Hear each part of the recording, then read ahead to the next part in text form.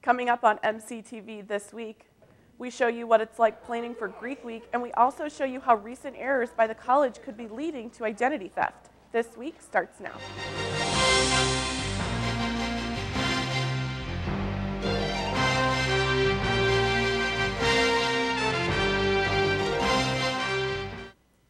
Welcome to MCTV This Week with Owen Russell. I'm Michelle Letting. Thanks for joining us. Many students on campus are not aware of what Public Folders is until now. When students went to pick up their copy of the Courier last week, they may have been surprised to see what was on the front page. Last Friday, the Monmouth College Courier broke the story that the college had given anyone with a Monmouth College email account access to student identities on Public Folders. The students affected were anyone who studied abroad or applied to study abroad within the past 2 years. Andrew Dre, the news editor for the Courier, explains how he found out about this error by the college. Some classes use Public Folders to put study guides, PowerPoint presentations, that kind of thing on there. So you have to go there for one of your classes and you just kind of get bored and start clicking around, and that's how we found it. A student came to interview me about the folders, and the question was to me, what would you say if I told you that the Public Folders for off-campus study were open to the campus? I said, excuse me. And when the student departed, we moved very quickly to correct the problem. Junior Dan Steamer, who studied abroad last fall in Scotland, received an apology letter from Dean Condon last Wednesday. Initially, Steamer had no idea what the letter was about. My first thought was, wait, what just happened? So I just kind of reread the thing, and I read it more in depth, and sure enough, it said a public folder. I'm thinking, great, maybe my ID got stolen. I don't even know it. Although Condon is sure the exposure of about 100 students' information was minimal, there is no set procedure on how the college would handle any situation that might arise.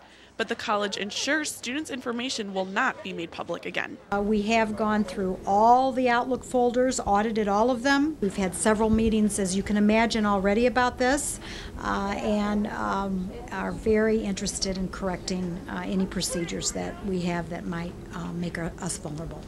Condon is encouraging students who are worried about identity theft to meet with her and discuss ways to check your credit. This year's Greek Week saw changes that may have gone unnoticed. Jamie Shingothi tells us more. Jamie? Greek Week has finally begun. Starting this past Friday, the Greek Week planning team's work has finally come to an end. With the new changes implemented in Greek Week, Derling tells us his favorite part about the change. A big change we did was that we started planning it back in September. So we've been working on this every single week since September. So we've had a lot more done and a lot more time to get everything done, which really helped us get everything under control. Throughout the week, Greek Week planning team has planned an event for every day this week. Derling tells us his excitement for Greek Week. Greeks love the 90s, so it's all of the shows and all of the music and all of the things that most of us grew up with, so it's going to be a lot of fun to do. This year's blood drive is trying to beat its numbers from last year. The blood drive concludes tonight at 7 in the Huff. Make sure you tune in next week where Jamie will be back with full coverage of Greek Week. A new dining option for MC students has arrived in Monmouth. Haley Meyer takes us to the new coffee house, promising to serve up a dose of happy. Perks, located in front of Shopco, opened to the Monmouth community about a month ago.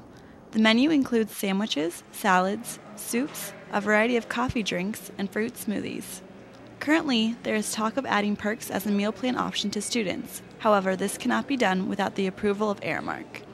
Whether Perks becomes an off-campus meal plan option or not, MC sophomore and manager at Perks, Will Derling, encourages students to check out the new venue. It would be nice if it was a little more well-known to the college. Then I just feel like since there's not very many venues like this in Monmouth, that maybe more college students would like to come out here, get a sandwich, grab some coffee, just get their day going. Perks is open Monday through Friday from 7 a.m. to 7 p.m. and Saturdays from 7 a.m. to 5 p.m. For MCTV, I'm Haley Meyer. The VITA tax program has proven to be a success this year. Volunteer Income Tax Assistance, or VITA, has given Monmouth College students and the Monmouth community an opportunity to get their taxes done for the last several weeks. VITA has proven not only to be free, but convenient as well. I've been doing it at home, and since I don't really go home much, I think it would be convenient for me to do them here. VITA has not only been good for those getting their taxes done, but for the members of the VITA class as well.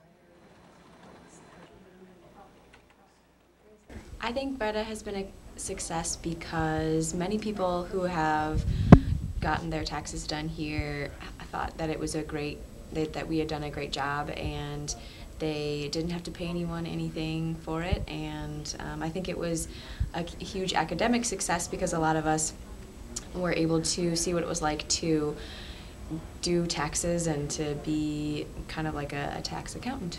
Taxes must be done by April 18th this year. VITA is available Monday and Wednesdays in the Trotter Lab of Wallace Hall or on Saturdays at the Warren County Public Library. Ever wondered when and how a storm is brewing? Meteorologist John Hass from the National Oceanic and Atmospheric Administration, or NOAA, came to Monmouth College to teach the community about weather spotting. Hass showed the class how to see a storm before it forms and what to do when you see one. The course looked at the difference between how a tornado, thunderstorm, and other severe storms form. NOAA offers this 2-hour class across the area. The next course will be tomorrow night at Carthage in the fire station. For more information on severe weather or training in your area, visit weather.gov. Taking a look at some events on campus this week. Contemporary Arts Week kicks off this Friday at 4 p.m. in the electronic classroom with a lecture by Professor David Suda and Professor Tyler Hennings on cultural dissonances. This lecture outlines the voluntary changes in style and thought occurring at the turn of the 20th century. Contemporary Arts Week also continues this weekend with 2 concerts. On Saturday at 7:30, contemporary music artist Ensemble 6 will be performing. On Sunday at 2 p.m., Professor Ian Motionross will perform Beethoven's The Tempest. And tomorrow is the Greek Week show at 7 in the Dahl Chapel. Come see members of each Greek organization show off their acting, dancing, and singing abilities. Coming up after the break, we recap the Fighting Scots baseball game against Aurora.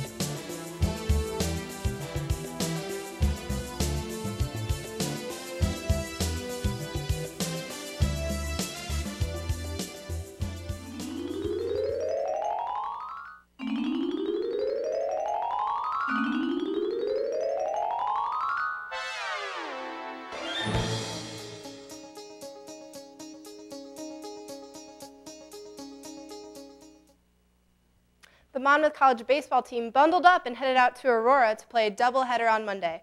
The Fighting Scots dropped the first game 8-1, with the only run coming off a 7th-inning home run from first baseman Ross Donnan. Monmouth's bats finally warmed up in the second game, delivering 7 runs on 9 hits, beating Aurora 7-2. Second baseman Ryan Crandall reached base 4 times and scored 3 runs, giving Ray Gerard the win for the Scots. The Scots take on Loras College today in Iowa.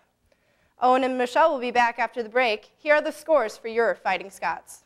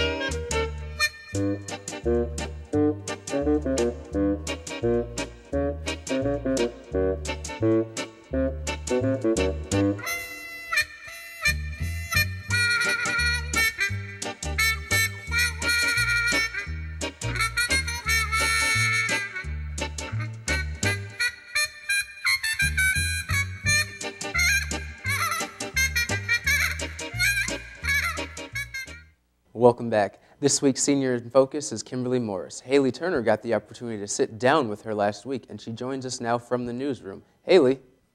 Thanks, Owen. After sitting down with Morris last week, I found out that she attributes a lot of her success at Monmouth College to the activities she was involved in. My extracurricular activities with Kappa and Residence Life have definitely taught me so many leadership things that really, I think, is what helped me get into grad school and is going to help me get a job in the future rather than the classes that I took. Morris's resume is filled with activities from Monmouth College. Residence Life staff, Kappa Kappa Gamma, Women's Fraternity. I was on Panhellenic Council for a while. I was a recruitment counselor. I'm an academic coach. Though Morris is involved at Monmouth College, she has learned a valuable lesson. How to balance being involved in a lot and being in class and still being with my friends. Balancing those like 3 big parts of my life and making sure I'm giving all of them everything I can and not letting one slip through the cracks. When preparing for life after Monmouth College, Morris had work to do, which paid off in March. I started looking at grad schools the end of my junior year. My program didn't require the GRE, so I didn't have to worry about taking that. But I started working on my resume. I spent 3 months writing my essay questions, and I talked to the different people on campus to get my recommendation letters and really talk to them and make sure that I was doing the right program. I am going to the University of Illinois to study social work and get my master's. 10 years from now, Morris believes she will remember being involved in more things than I am taking classes for. After going to the University of Illinois, Morris hopes to become a licensed counselor and do therapy.